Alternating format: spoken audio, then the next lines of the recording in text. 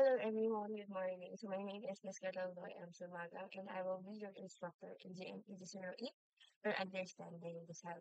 So this will be a video discussion about our lesson number 1. So first of all is I will be discussing the self from the perspective of philosophy. So before anything else, before diving into the difference of topics, I want you first to give me an idea. Ano ba yung mga bagay or what are the things that comes first into your mind when you hear or see the word philosophy? What are the ideas, things that you can relate philosophy to your life? Okay? So for that answer, you can write your answers on the comments down below. So let me check kung ano yung mga inyong ideas regarding that one. Okay? So let me start the discussion here. So, yan po. So, lesson 1 from the perspective of philosophy. Okay? So, at the end of this lesson, the student should be able to differentiate the various philosophical perspectives and understanding the self, explain how the perspective would influence us in knowing ourselves much deeper, and compare the different views of philosophers and define which is applicable to further comprehend the idea of oneself and identity. So, class, this would be the subtopic. So, I will be discussing the meaning of philosophy, the Greek philosophers such as Socrates and Plato, Christian philosophers such as Saint Augustine of Hippo and Saint Thomas of Aquinas, René Descartes, John Locke, David Hume, Immanuel Kant, Sigmund Freud, Gilbert Ryle, Patricia and Paul Fishland, and Maurice Merleau-Ponty. So that would be all for the subtopics. So let me start defining to you what is philosophy. Okay? So kanina I ask you what are the things that comes first into your mind when you hear or see the word philosophy. So ano yung mga bagay na i-relate natin when it comes to philosophy. Actually, class, the word philosophy comes from the word or Greek word philosophia. Philos and Sophia, actually. Philos means love, while Sophia means wisdom. Okay? Kapag pinagsama natin silang dalawa, you're going to get philosophia and we're going to get the technical meaning of love of wisdom. Okay? So, but the meaning that we're going to discuss about philosophy is the study of theoretical basis of a particular branch of knowledge or experience. Meaning to say, many of the philosophers get their ideas and knowledge through their different experiences. Okay? And the reason why philosophy is born is because people are generally curious. Okay? Likas daw sa atin ang maging curious. Okay? So, likas para sa atin ang maging mapagtanong, mapagmasad. Okay? Likas din sa atin kung yung mga bagay na maging matanong. Okay? And on the 600 BCE, it is marked as the birth of philosophy. Okay? So, during this time, so the Greeks were always in search for the knowledge that they wanted to came up with the answer that are both cognitive and scientific in nature. Kasi diba yung mga Greeks, they also believe in gods and goddesses. And some of the things that do, they are doing or coming up, events that happenings, they always relate it with the gods and goddesses. So, like for example, hindi maganda yung ani nila at this certain period, no? So, ang magiging explanation nila doon, hindi tama or hindi sila binibigyan ng sapat ng Diyos ng mga bagay-bagay or hindi sila binigyan ng sapat na ani ng Diyos kasi hindi sila nakapag-alay or hindi sila nakapagdasal ng maayos. Kasi they didn't praise their God or goddesses ng maayos. So, that would be an example of the non-cognitive and non-scientific explanation. So, since with that, they The reason why nabuo ang philosophy is because they wanted to give us an answer that were both scientific and cognitive in nature. So with that, so here is the quick overview about that one. So, quick overview lang po tayo with philosophy. So, the Greek philosophers of Miletus chose to seek natural explanation to the events and phenomena that are happening around him. So, katulad nga po ng discussion ko kanina, yung sinabi ko, na like for example is hindi maganda yung ani nila or hindi sapat yung ani nila. So, the reason why for them in a supernatural explanation na hindi maganda yung ani nila is because hindi maganda yung pakikitungo sa kanila ng God o di kaya ay hindi sapat or hindi sila ganon ka nakipag-coordinate or nag-praise with their God. Okay? So, Sophists were the first teachers of the West who are skilled in rattling argument, discussions, and debate. Kasi during this time, kapag magaling kang mag-rattle ng argument, magaling kang makipag-debate, you are an intellectual. Kasi during this time, ah, nagiging nagiging sukatan ng talino ng isang tao ang pakikipagdebate. Okay? Pakikipag-discuss with other people. Yan. So, first were known as the first teachers of the West kasi nga naniniwala ang mga Griego na marami silang alam or marami na silang napatunayan. Okay? So next one, let us have, ayan.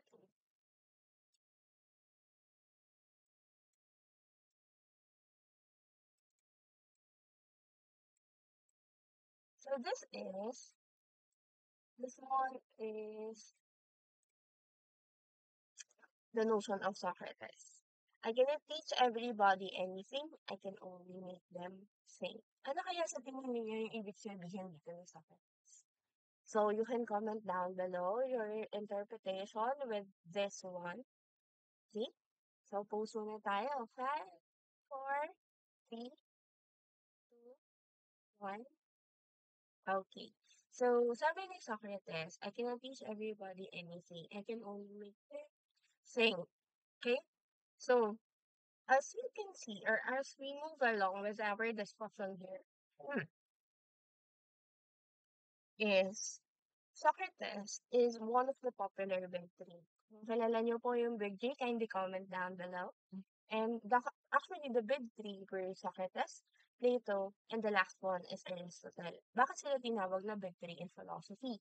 Because halos lagi kapag binabanggit ang philosophy, laging sila at sila muna yung napapansin or pangalan nila yung unang lalabas. So as, kaya sila naging popular big three kasi po halos lahat pag pinag-usapan natin ay philosophy, laging meron silang halos laging sagot. Okay? And he is the mentor of Plato.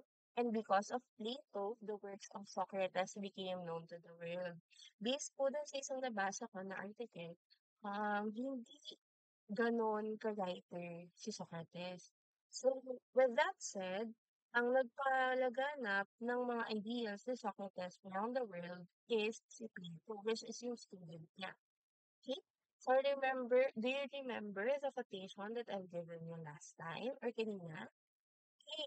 So, sabi niya, I cannot teach everybody anything. I can only make them think because of his method of testing inquiry. Okay? Method of testing inquiry is also known as the Socratic dialectic method.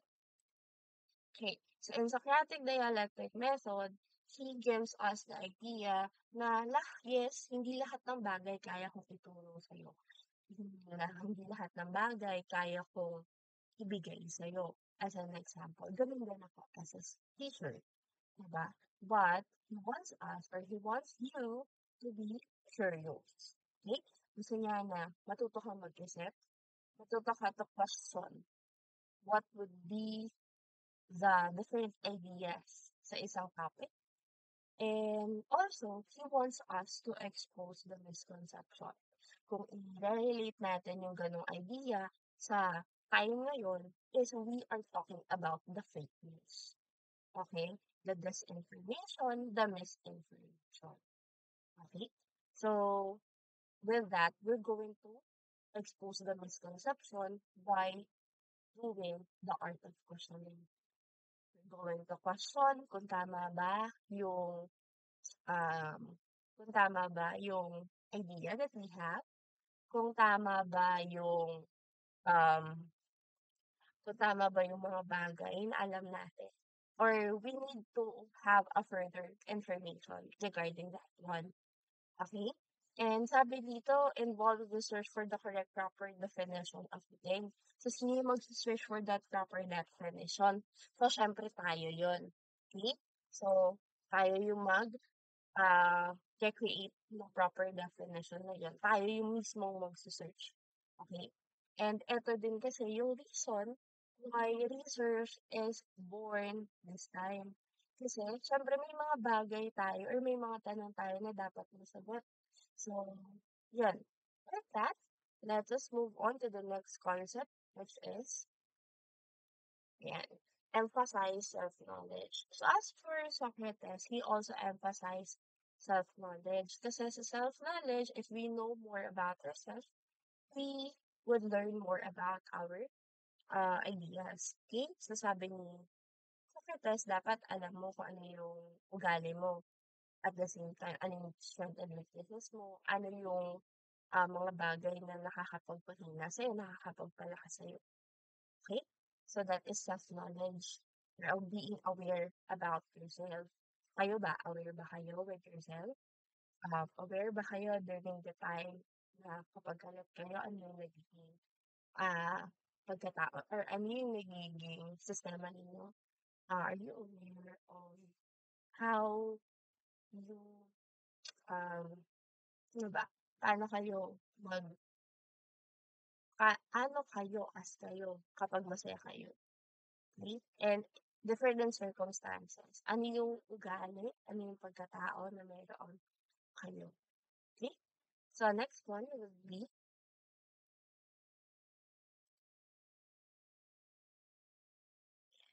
so this is Plato's notion. So, as you can see, wait lang, hindi yun pala siya, ayan.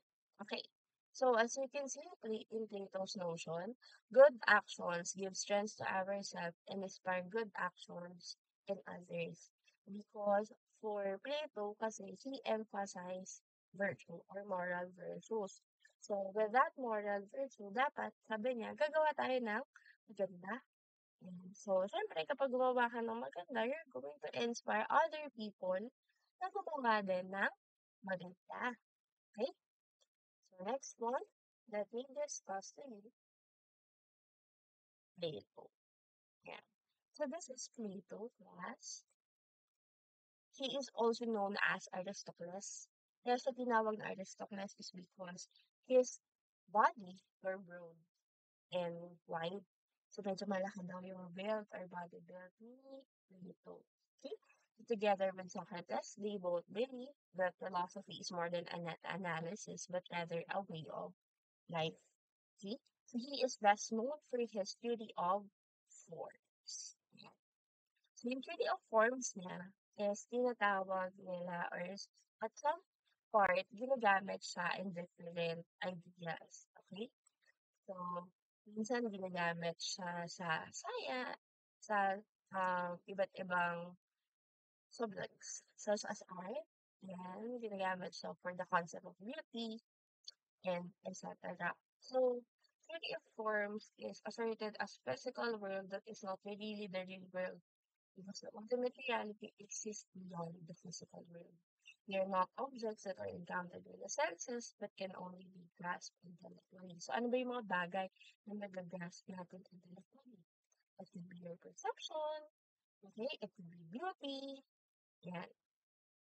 It could be your own ideas, yeah. So that those are the objects na tinatawag ni Plato dito.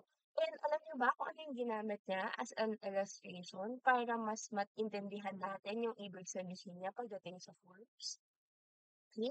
So, syempre, ginamit niya yung example ng allegory of the cave. Are you familiar with that ideas?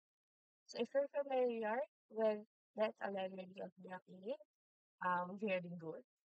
But if you're not familiar, you can click the link down below and yun na po yung pinaka-idea ni Socrates when it comes to theory of forms. Okay, when it comes to theory of forms.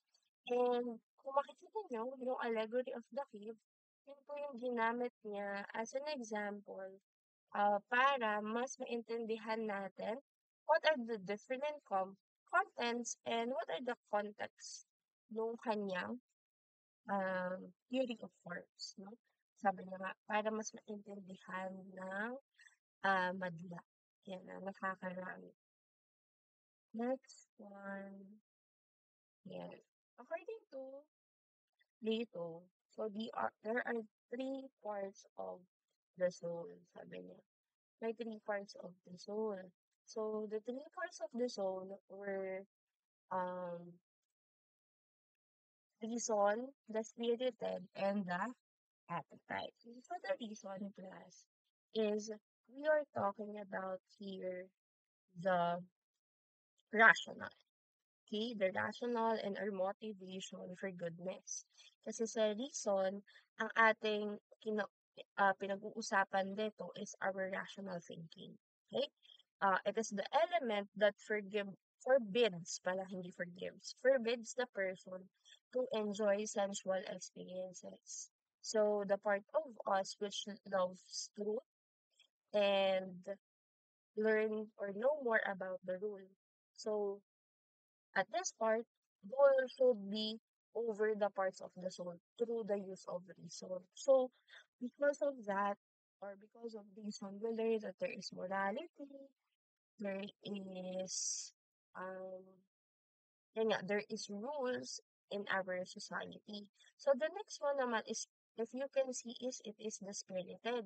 So, the spirited is the non-rational and is will or the drive towards an action. Kasi spirited talks about your feelings, talks about your emotion. Okay?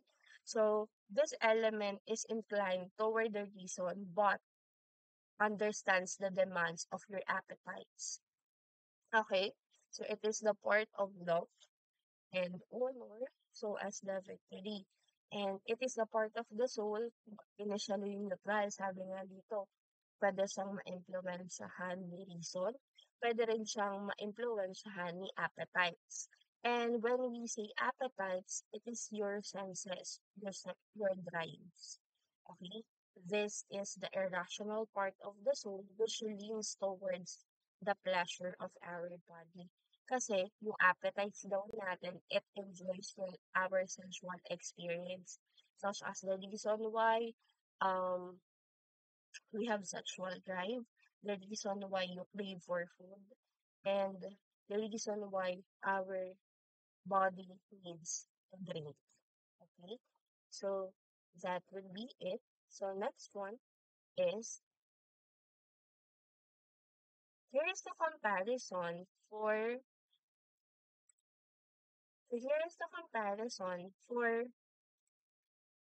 Christian philosophers and Greek philosophers. So when we say Christian philosophers, so they sees man as a sinner who go and resurrect against the loving God's command. While for them, faith is very important over reason and logic. Kasi yung reason and logic is much more important for Greek philosophers. So, doon muna tayo sa Christian philosophers. So, yung Christian philosophers is they see us na makasalanan tayo. Kasi like for example na dito, yung sa Bible, yung story of Adam and Eve. So bakit nga ba uh, for us or bakit nga ba naging makasalanan daw ang mga tao? It's because of them. Kasi ang utos ni God sa kanila ay ano, utos ni God sa kanila ay yes. Okay? Utos sa kanila ay Ayun, tama. Ang utos sa kanila is puwede niyong kainin kahit anong prutas dito sa Garden of Eden. But ano, yes, but pero lang po sa isang puno. And ang illustration usually ng puno na yun is an apple. So, ayun. Kaso ang nangyari is siyempre ay very good, sumaway sila with the command of God. Okay? Na kinain pa rin nila even though pinagbawalan na sila. Next one, another example. Are you familiar with the Jonah and the whales story? Si Jonah, isa siyang disciple ni God. Tapos may inutos si God sa kanya. But si Jonah, ang ginawa niya is lumayo siya ng lumayo or parang um, iniiwasan niya si God because of that utos. And then ngayon, merong isang barko na nakadaong malapit sa kinaroroonan ni Jonah. And then sumakay siya doon even though na andun pa rin yung utos ni God sa kanya. Tapos, ayun, nagkaroon ng malaking storm and then napunta si Jonah sa sa tiyan ng whale. Ayan. And habang nandun siya sa tiyan ng whale ay nagpupuri siya at humihingi siya ng kapatawaran kay God. And then after that, doon na siya nilawa ng whale. And that could be an example of going against the God's command. And next one is the Greek philosophers. They see us as good and we became evil for them because of ignorance. Kasi ignorante tayo sa kung ano yung tama at ano yung katotohanan. Kaya daw tayo nagiging makasalanan according to the Greek philosophers. Okay? So next one, let me discuss to you the Christian philosopher. And ang pinaka-una po dito ay si Saint Augustine of Hippo. Okay? So Saint Augustine of Hippo, wait lang muna, invite ko.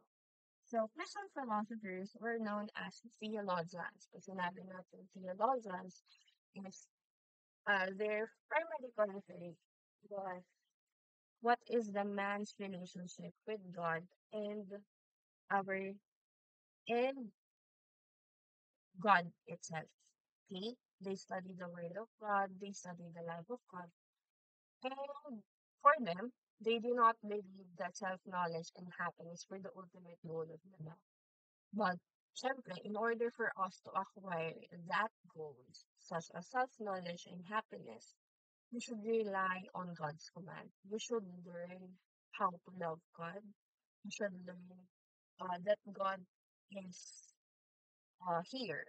Yan, kumbaga, para sa kanila, kilalanin muna natin si God for you to learn more about yourself and so as happiness.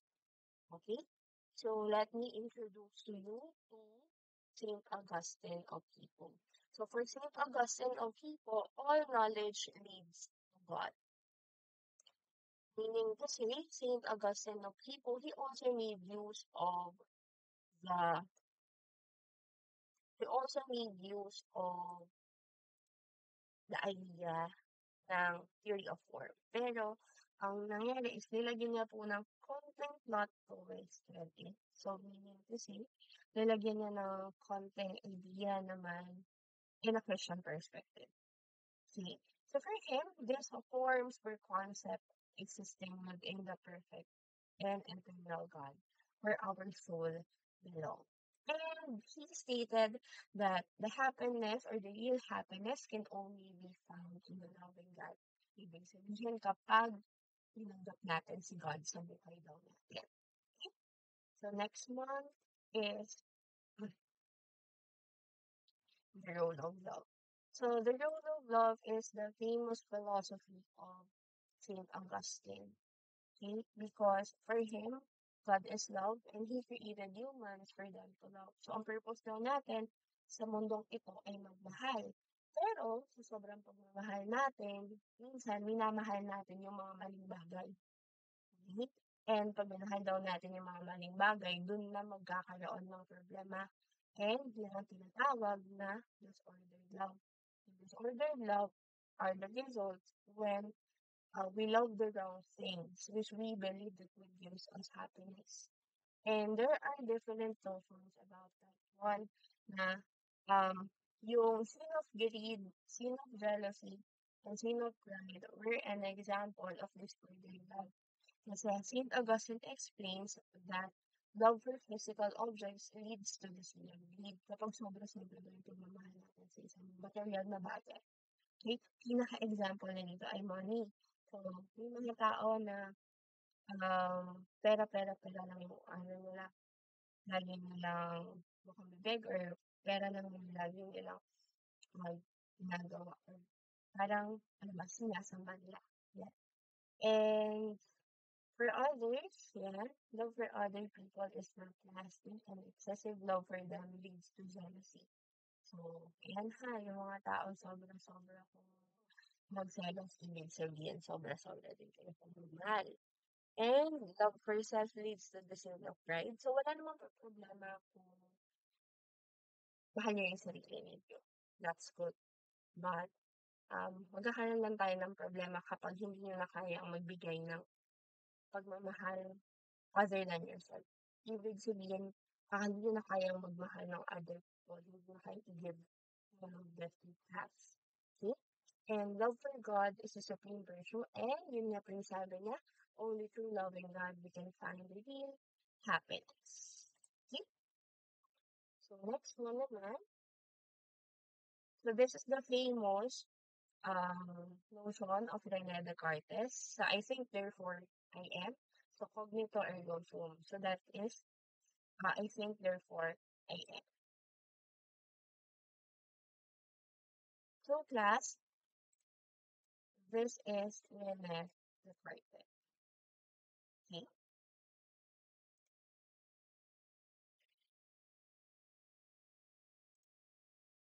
Okay, so Rene Descartes is the father of modern philosophy.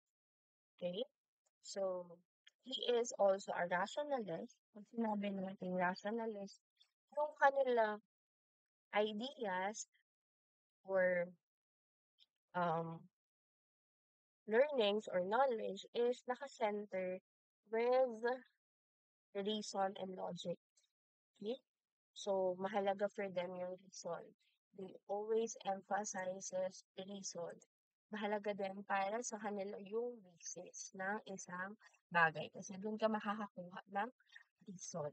And he often regarded as the first thinker to emphasize the reason in order to predict, describe, and understand the different phenomena based on the observational and empirical evidences.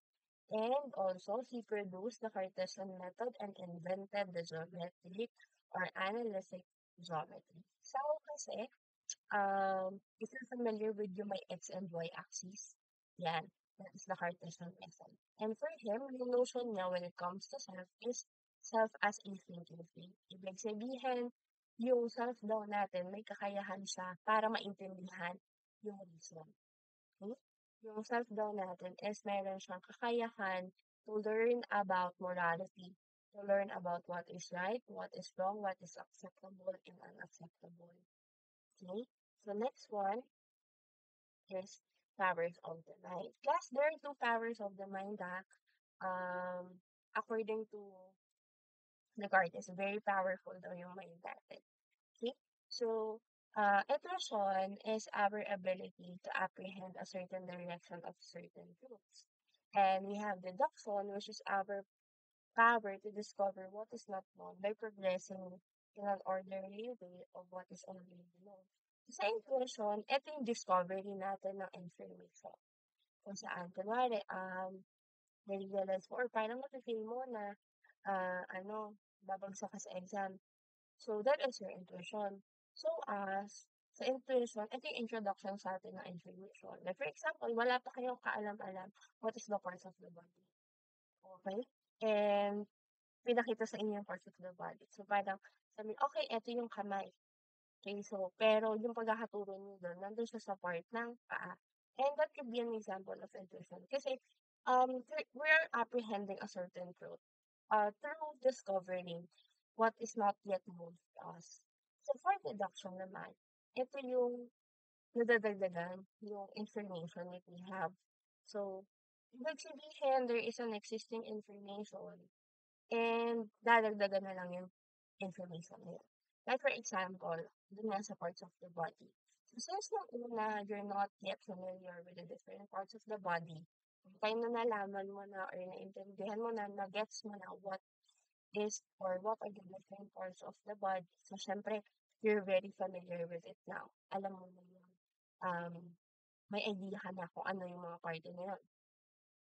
And then, sabi ng science teacher nyo, dagdagan natin yung ideas ninyo. So, hindi lang parts of the outer part ng body. So, sige, sabihin na natin what is the parts of the skeletal system. Dagdagan natin. And that is deduction. Sa philosophy class, ang deduction ay nadadagdagan yung kaalaman. Nadadagdagan yung information that you have. Sa mathematics ay, ito po ay pabawas. Okay? So, magkaiba po sila ng konsepto. Magkaiba ng concept ang philosophy and mathematics when it comes to deduction. Okay? So, that is the two powers of the mind, intuition and deduction. Next one naman, here is what we call as the mind-body problem. Okay? So, mind-body problem is for Rene Descartes, he considered the mind as the soul, which separates us from the body. Kasi para sa kanya, the body is like a machine that is controlled by will and aided by the mind. Okay? So have you ever been in a situation wherein lahat ng gagawin mo, nasa utak mo siya, naisip mo na siya step by step.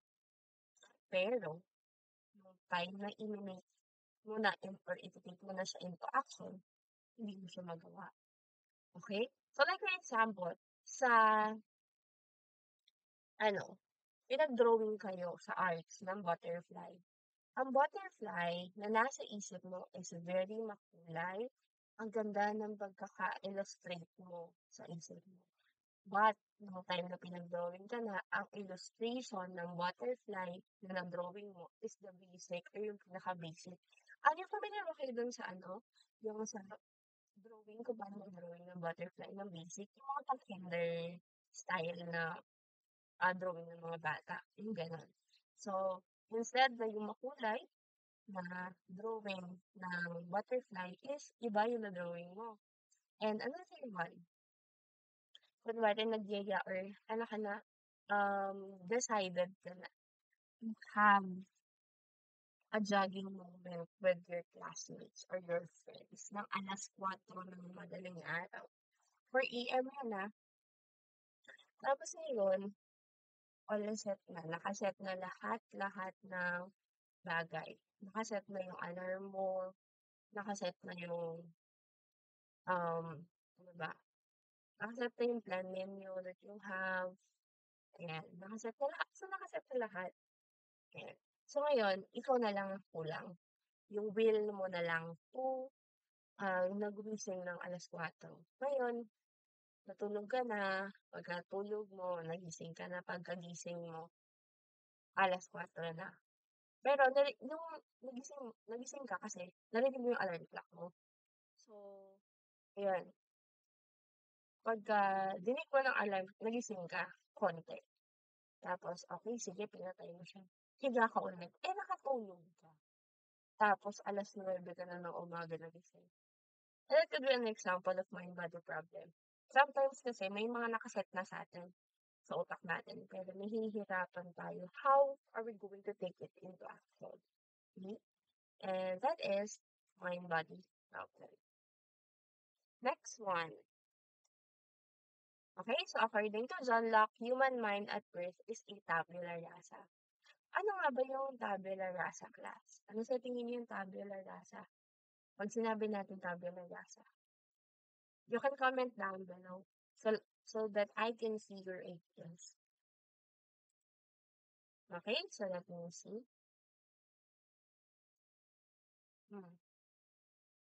Ano yung nakikita ninyo?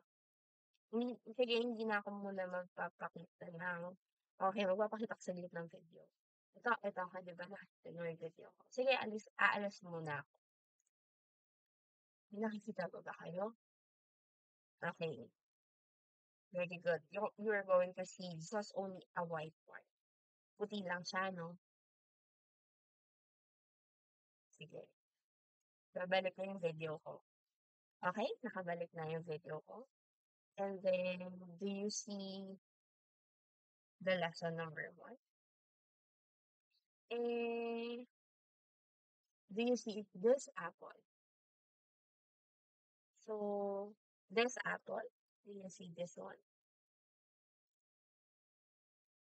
Yan. Ilang apple lang nakikita nyo? Very good, dalawa. Pero, magkaibang klase sila. No? Next one. Okay, may ibon. Ano pa kaya? Meron pa kaya lalabas? Yan. May baseball player. Okay. So, kung mapapansin nyo, kanina, walang kahit anong laman yung slide na to, tama? And that is an example of a tabula rasa. Because according to John Locke, yung mind daw natin kapag pinanganak tayo is just a blank slate. Pag sinabi natin blank slate, isang blankong pen. Blanko lang siya, walang kalaman-laman. Katulad nung slide na to kanina. 'Di ba? Slide na to kanina, wala yung mga pictures na yan, wala rin even may video. Yan. So, nagkaroon lang siya nung unti-unti ko siyang trinay. No? Nung unti-unti ko siyang trinay na uh, i-move or i-move yung mga elements. And so, the representation of the white background here is our mind, while yung mga pictures, so as the video na kasama ko, yung mga nakasulat na from the perspective of philosophy, could be an example of the experiences and learnings that we get from the experience. Okay? Kasi for John Locke, mahalaga yung tinatawag natin acquisition of knowledge. Kasi dun sa acquisition of knowledge na yun, dun tayo mas nakakakuha ng ideas about the world. Okay? So, dun natin mas nakukuha yung mga bagay na dapat natin makuha. So, as ano yung mga bagay na dapat natin matutunan. Okay? So, sabi niya, ideas are not innate, but rather the mind of birth is a blank slate. Ibig sabihin, blankong papel yung mind natin kapag pinanganak tayo. Unti-unti lang siyang nagkakaroon ng laman kapag unti-unti tayo nagkakaroon ng experience. Kapag unti-unti tayong nagkakaroon ng idea. Kapag unti-unti tayo nagkakaroon ng exploration with the world around us. Okay? And for him, moral goods or religious, political views must come from the sense of experience. And yung sense of, kaya nga minsan, di ba, may mga tao na hindi agad-agad na influensyahan when it comes to their point of views, when it comes to their values. Kasi, yun yung experience that they have. Kumbaga parang, nagkaroon na sila ng wisdom on that certain point. Okay? Next one. Moral good depends on the conformity and the non-conformity of a person towards some law. And yung law na yun, ipapakilala ko sa inyo later on. And for him, self as the memories of the thinking thing. The memories na sinasabi niya dito were our experiences. Okay? So next one. So these are the 3 laws according to John Locke. So we have the law of opinion, civil law, and divine law. Kapag law of opinion, our actions were dependent on the virtue and the vice. Okay? Kapag sinabi kasi natin virtue, these are our actions that are praiseworthy. Kapag vice naman, these are our actions that are not praiseworthy. So, like for example, ng virtue class. You can comment down below if you have some. Okay. So, first of all, sa virtue, like for example, patience. That is a virtue. Kasi yun ay praisable or praiseworthy action ng isang tao. While, what do you think is the vice for patience? Very good. That is impatient. Diba? Kaya sa naging vice is that impatience is not a good characteristic, or uh, it is not appraisable action of a person, no? So that is why it is a vice. Next one naman, the civil law. The civil law is, these are the different laws that is being enforced by the people and authorities. So like for example, yung ordinances or Republic Act, yan, that could be an example of civil law. So anything or any law that is stated or done with a man. Yan. Next, divine law naman is, these are the law that is set by God to add to the actions of man, such as the Ten Commandments or different scriptures from the Quran if you're a Muslim. So that is called as divine law. Okay? So next one,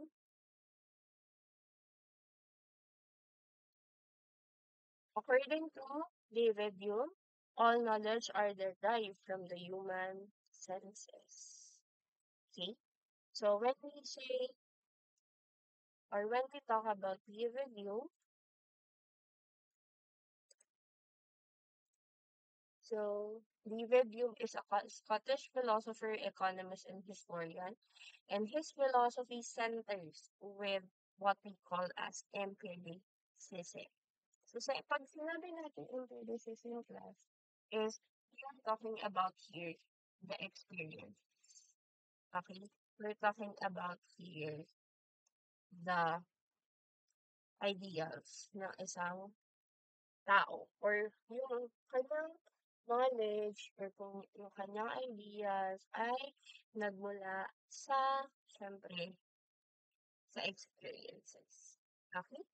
And he believed that human intellect and experiences are limited. Therefore, it is impossible to attribute to an independent persisting entity. So, hindi siya naniniwala sa soul kasi. Then, para sa kanya, eminent ang change sa atin. Or parang, usually, ang tao nagbabago siya.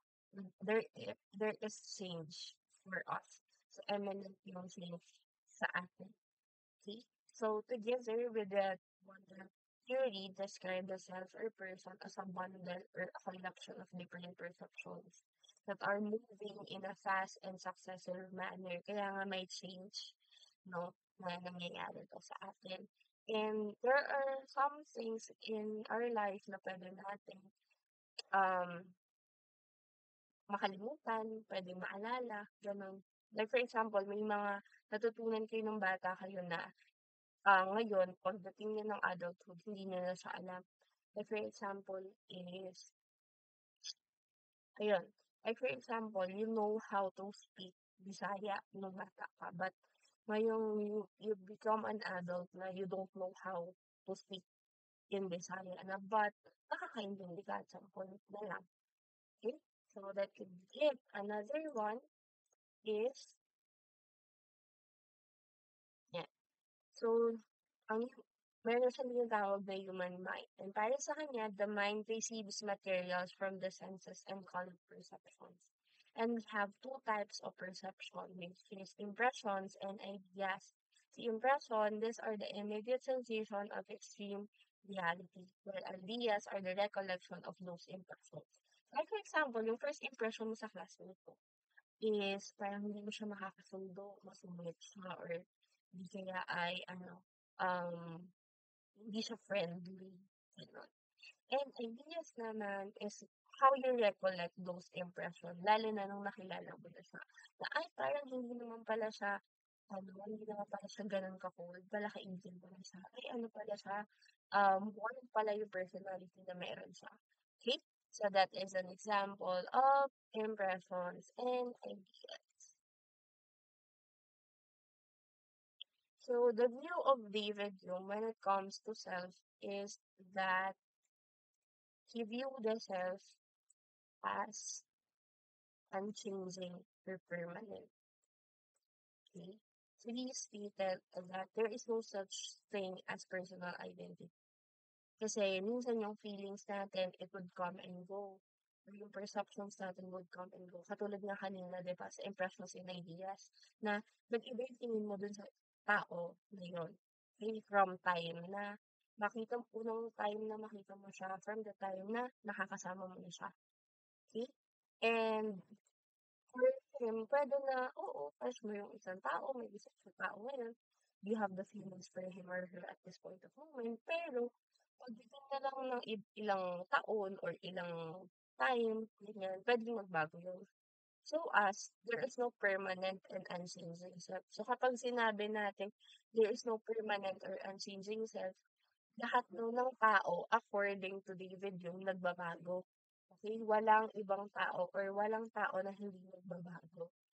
Bakit? Yung height mo ba nung 3 years old ka, height mo pa rin ba ngayon? O di kaya yung weight na meron ka last year, weight mo pa rin ba ngayon? So, o di kaya yung mindset or ugali that you have when you were a toddler, still, do you have it all pa din ba ngayon? Okay. So, this is what David Hume says. Lahat ng bagay nagbabago. There will always be a change. And yung change na yun, hindi natin yun mapipigilan. Okay? And yung change na yun would always be inevitable. So, ang gagawin na lang natin is mag-adjust doon sa change na yun. Or humanap tayo ng way on how are we going to adjust in that certain um, change. Okay? Next one naman is, so instead of the mind conforming to the world, it is the external world that conforms to the mind. Okay? So, according to um, Immanuel Kant, not all the time tayo yung nag-a-adjust para sa mundo. There are certain times na yung mundo ay nag-a-adjust din for us, syempre. Okay? So, next one naman po is,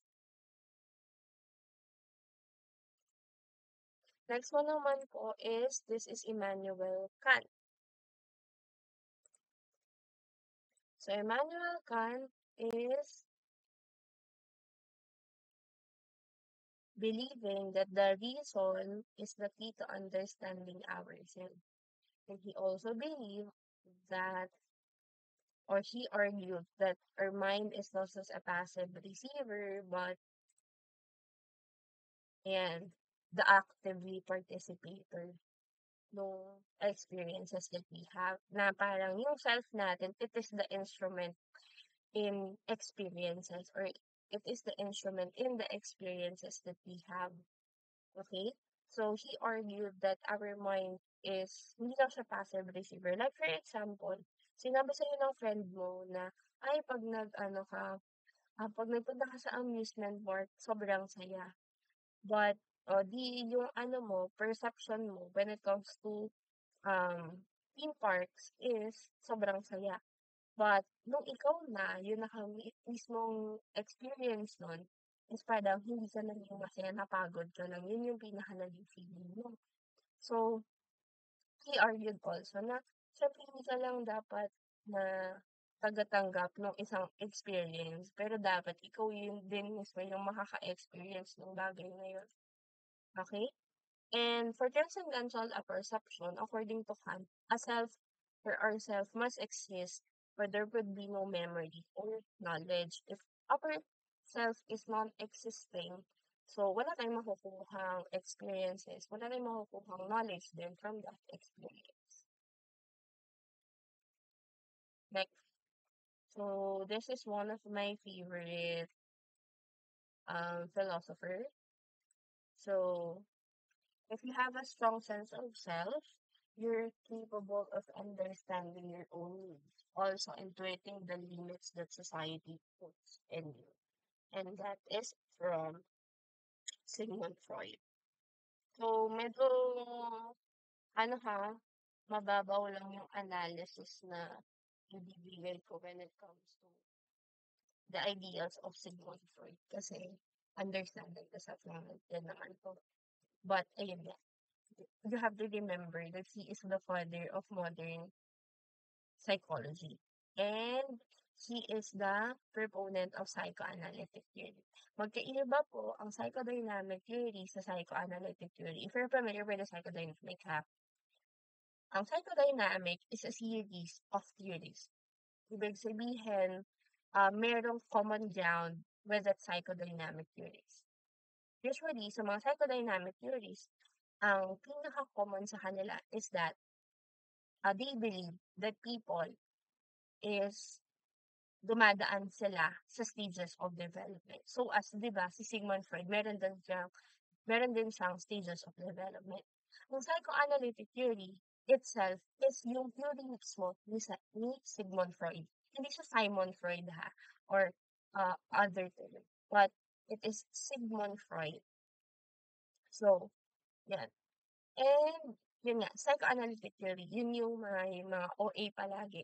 Oral, anal, phallic, latency, genital na type of development. So, yung topic na yun is i-discuss ko siya sa psychology. And yan na nga. So, for Sigmund Freud, he determined that the human behavior paved the way for science to look into the workings of the mind. So, for him, yun yung naging daan para mas makita natin or tingnan natin ano pa yung nagagawa ng ating mind or gaano daw ba ka-powerful yung mind natin. Okay? So, these are the different structures of the mind. We have three. This is id, ego, and superego. Wala po tayong ID, ha? Hindi po siya ID. Yan ay id. So, si id it is the pleasure principle. Si ego naman is the reality principle. While superego is primarily dependent on learning what is right and wrong. Okay? So, si id is nakatoka siya sa drives natin, sa pleasures natin. Si ego naman is nakatoka siya on our consciousness. And si superego naman is about the morality. He is learning kung tama pa ba yung ginagawa ni id or ni ego or kailangan na niya mamagitan between the two. Okay? Next one is we have the levels of mental life. So, as you can see here, meron tayong iceberg. No? Yan, yung iceberg. So, yung dito sa taas na part is the conscious and yung nasa babang part is the unconscious. Kasi unconscious, since andun po sa definition natin, it contains all the urges, drives, instincts that are beyond our awareness, but nevertheless motivate most of our words, feelings, and action. Kasi yung consciousness natin is, it talks about yung mga processes or ideas sa ating mind, sa ating yun nga, sa ating mind na we're not really aware of it. Na hindi tayo ganun ka-aware of it. Like, for example, aware ba kayo sa kung ano yung iniisip ng mga katabi ninyo kung mayroon lang kayong katabi ngayon o di kaya mga kasama niyo sa bahay? Diba? Are you fully aware of their greatest fears? Or are you fully aware kung anong emotions na nararamdaman nila? Aware ba kayo sa kung ano yung susunod kong sasabihin? Diba? So, syempre, hindi naman ganun lahat. So, sa part ng unconscious natin, andito din yung bodily process that we have. Like, for example, alam nyo ba kung ilang beses na kayo huminga simula nung gumising kayo kaninang umaga? O di kaya ay nabilang nyo ba kung ilang beses na tumibok yung puso nyo within an hour? Okay? Alam nyo ba kung asa ang part na ng katawan ninyo, yung pinump na blood, ng puso ninyo kaninang alas 6 ng umaga? Okay? So, that could be an example of unconscious. We are mostly not aware of the things that is happening around us. And sa conscious, kung mapapansin nyo, nandun siya, yung tip ng iceberg, nakikita siya, no, nandun sa taas. So, yung conscious naman, it talks about awareness that is given to us at any point.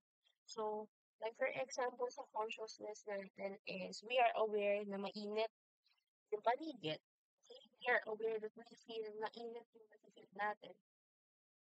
Next one is, ano pa ba? You're very aware na nagugutom ka na at this point of moment. Yan. So, Yung consciousness natin, it talks about the anything that is in your awareness. May aware ka nangyayari yung mga ganong bagay. Okay? So, next one. So, this is Gilbert Ryle. So, for him, in searching for the self, one cannot simultaneously be the hunter and the hunted. Okay? So, dapat hindi daw isa-isa yung role, hindi daw madami yung role natin when it comes to learning about ourselves. Dapat, according to him, dapat isa-isa lang. Ano ba yung role na i-take mo? Are you the hunted? Or are you the hunted? So, next one. Okay, so this is Gilbert Ryle. So, his ideas contradicted Curtis and Lowell lesson. Kumbaga, hindi siya okay with the idea of Rene Descartes. And he invented free will kasi he wants us to answer whether your action deserves a praise or a blame. Pero he agreed also with that. Now, for it to become a free will, we should have a moral responsibility. So, dapat pinapractice natin yung moral responsibilities natin when it comes to doing a certain action. And for it to be free, the action should be moral. So, hindi siya immoral. So, kapag lumabag siya sa batas, lumabag siya sa moral standards ng isang culture, that is not a free will. Next one is, so this is the husband and wife, Patricia and Paul Hirschland. So man's brain is responsible for the identity known as the self. So that is from Patricia and Paul Churchland. So Patricia and Paul Churchland is the proponent of neurophilosophy na tinatawag. So the neurophilosophy is the combination of ideas from neurology and philosophy. Kaya nga po siya tinawag na neurophilosophy. Okay? So in neurophilosophy, modern scientific inquiry looks into the application of neurology to age-old problems in philosophy, such as mind-body problems. So it uh, wanted to answer or to get an answer from the age-old problems in the philosophies. And for them, even if the neuroscience found that there is no causal relationship between the brain and the mind would still be associated with the brain. Okay?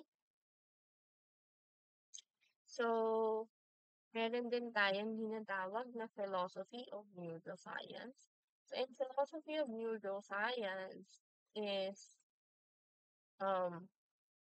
it is the study of philosophy of the mind, the philosophy of science and neuroscience and psychology all in one.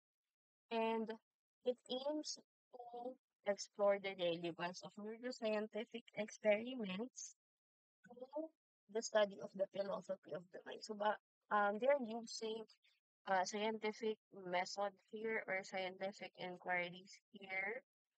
Syempre with the help or to answer no the ideas or the problems in philosophy. And according to them, even if the neuroscience found that there is no causal relationship between the brain and the mind, so the mind would still be associated with the brain, meaning kasi hindi mag-exist yung mind natin if there is no brain. So, and for them, biochemical substances that we have in our brain is the responsible for our thoughts, feelings, and behavior. If you're familiar with um, dopamine, oxytocin, serotonin, yan. So that those are the biochemical substances na sinasabi nilang dalawa. Next is the physical body to be an important part of what makes up the subjective self. And that is from Maurice Merleau-Ponty. So Maurice Merleau-Ponty is a phenomenological philosopher whose thoughts were greatly influenced by Heidegger and Husserl. So they develop body, subject, and contended that perceptions occur existentially. So para daw mag-occur yung ating perception, dapat meron siyang parang pinaka ah, trigger or meron siya dapat na existing na motivator. Okay?